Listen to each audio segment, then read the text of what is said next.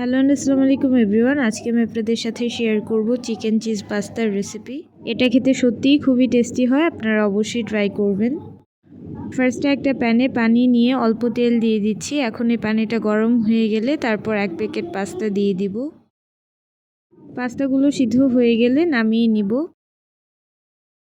এরপর আরেকটা প্যানে 3 টেবিল চামচ তেল নিয়ে নিচ্ছি। তেলটা একটু গরম হয়ে গেলে 2 টেবিল চামচ পেঁয়াজ কুচি দিয়ে দিলাম।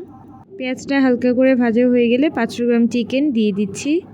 চিকেনের টুকরোগুলো এভাবে ছোট করে কেটে নিয়েছি।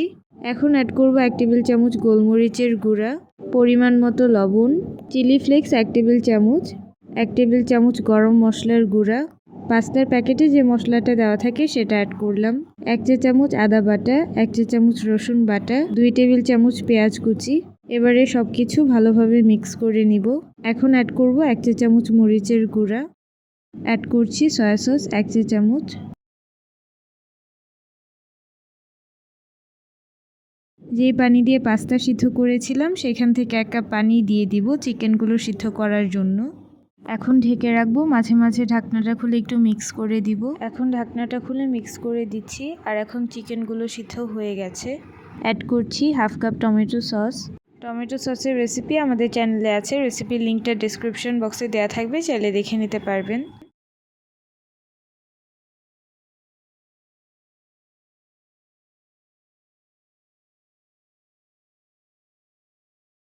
এবার সিদ্ধ করে রাখা পাস্তাগুলো দিয়ে দিব।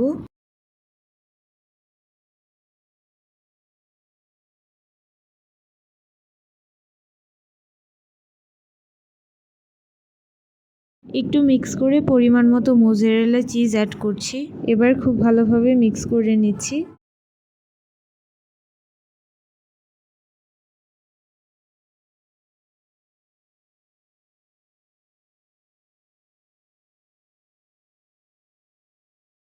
এখন সার্ভ করে নিব।